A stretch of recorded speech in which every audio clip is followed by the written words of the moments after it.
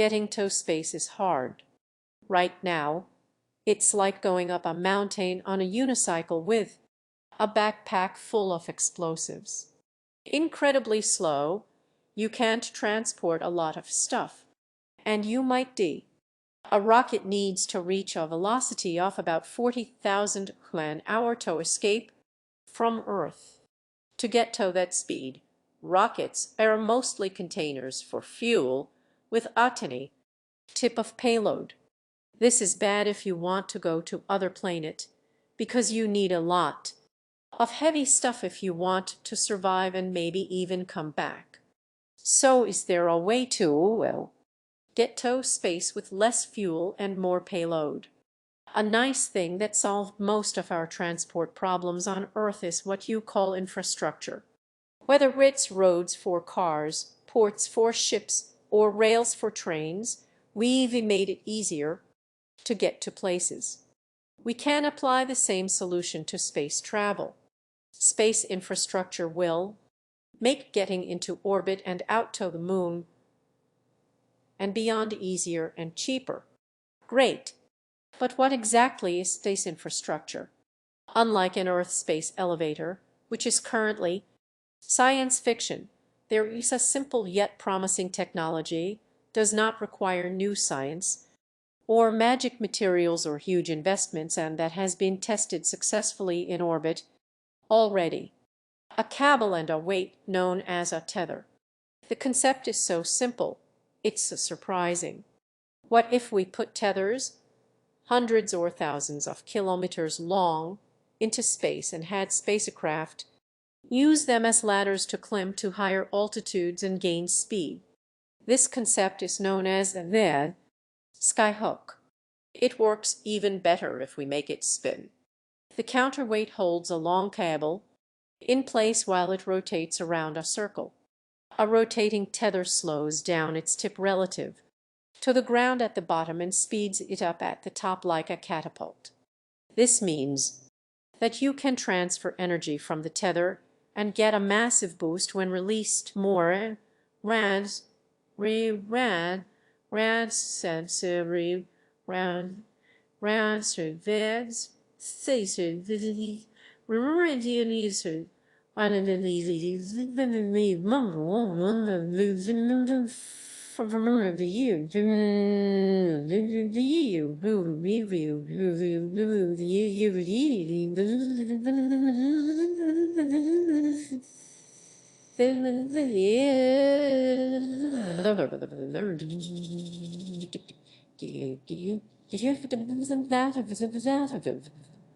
or less for free, equal to twice the tether's rotation velocity.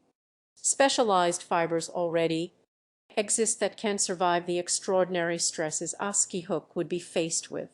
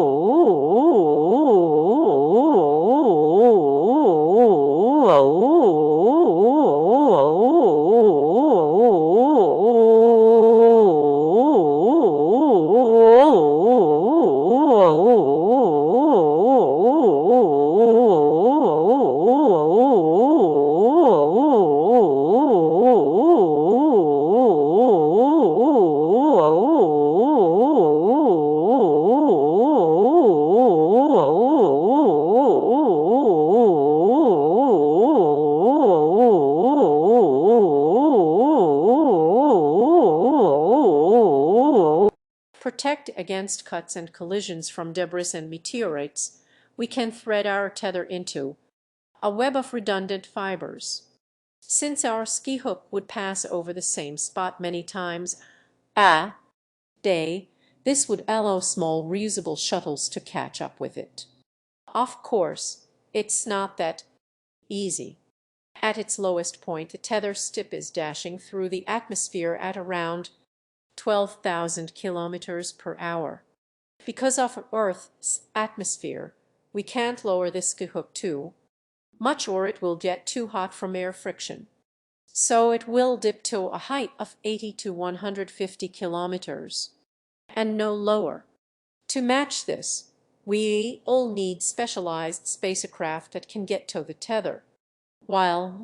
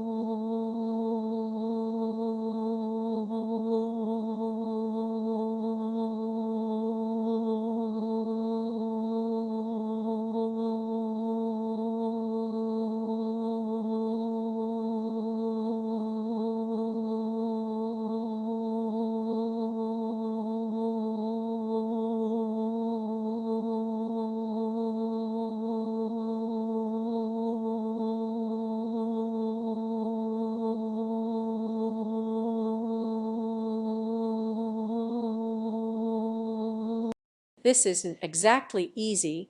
It's still much cheaper than getting a big tin can filled with rocket fuel to go 40,000 kilometers an hour. Catching the tip will be a challenge too. There's only a short time window of 60 to 90 seconds to find anything in the ski moving at Mach 12. To make this easier, the tip could have a sort of fishing line a kilometer long with a navigation drone that helps the spacecraft connect. Another challenge is keeping our Skyhook in orbit. As more and more ships latch onto it and pull themselves up, they use up the momentum that keeps it in place. If we don't do anything, it will slow down and crash into the atmosphere. And here we can cheat the universe a bit. The Skyhook is a battery of orbital energy. It's possible to balance the payloads coming in and being sent off. Arriving ships bringing humans and materials home to Earth add energy to the tether, which it can give to other ships departing into space. This way, the tether doesn't lose any energy. The more we use it, the cheaper it gets. If we still losing energy with each boost, we can recover it with small electric or chemical engines that regularly correct the tether's position. The tether a set of tethers, one around Earth and one around Mars, could make trips between the planets fast, straightforward, and low cost compared to rockets. The Earth tether would sit in low Earth orbit to grab people and payloads and fling them off to Mars. The Mars tether catches them and slows them down for a landing on the surface. In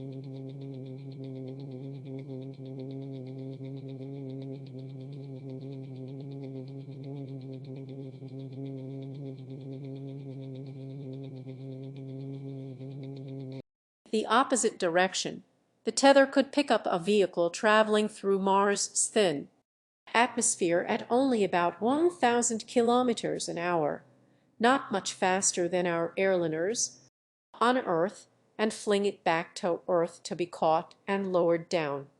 The tethers could shorten trips between both planets from 9 months down to 5 or even 3 and reduce the scale off the rockets required by between 84 and 96. Even better, people may be able to travel in relative luxury as we could afford to invest in passenger comfort. Tether travel, leather travel, would be first-class seats to Mars. Together, tethers around Earth and Mars could provide the rapid and cost-efficient transportation backbone that would make space travel affordable. But starting from low Mars orbit, a tether could boost ships to the asteroid belt. The first craft sent to a new asteroid would need rockets to slow down at its destination.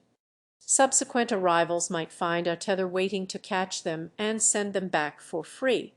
Going to asteroids cheaply is a major factor in opening up the resources of the solar system.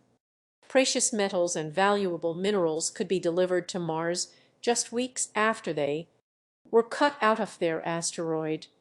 They would be the perfect building blocks for our interplanetary civilization. But why stop here? Mars moons are very convenient. No other moons in the solar system orbit that close to their planet.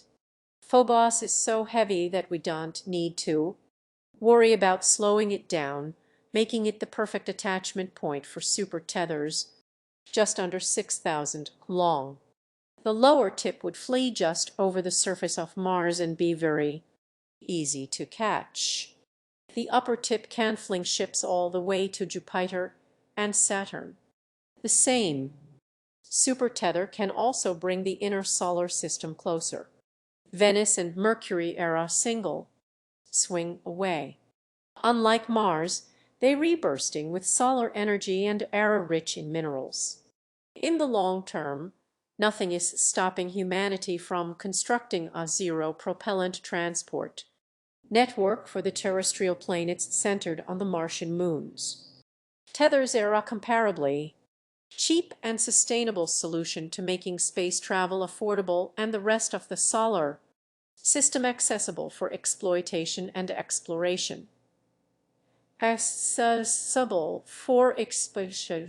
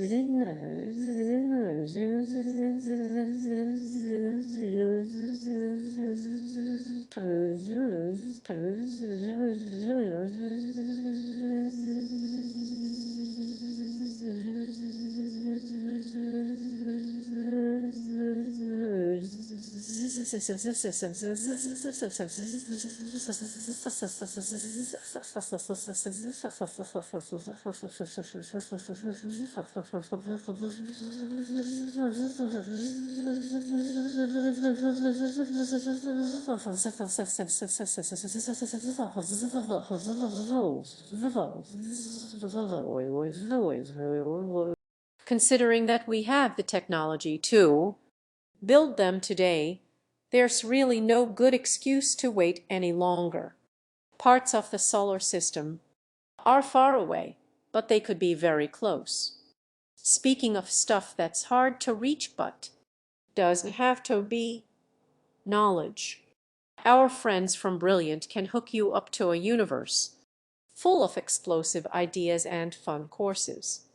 Brilliant is a website that helps you tackle science in a practical way with interactive problem-solving courses and daily problems in maths, logic, and engineering. Each problem gives you all the tools you need to crack complex topics, all by yourself. It's a learning by doing, but with your brain instead of your hands. Use your curiosity to get to the bottom of puzzles and courses about things like classical mechanics, astronomy, gravitational physics, and much more. If you click the link in the description or visit brilliant.org/nutshell, you can sign up for free and learn more things than you can imagine. And there's an extra perk for Kurzgesagt viewers. The first 688 people to use the link get 20 off their annual membership, which lets you view all the daily problems in the archives and unlock every course. Brilliant helps you end your day a little smarter. You might get hooked on the experience.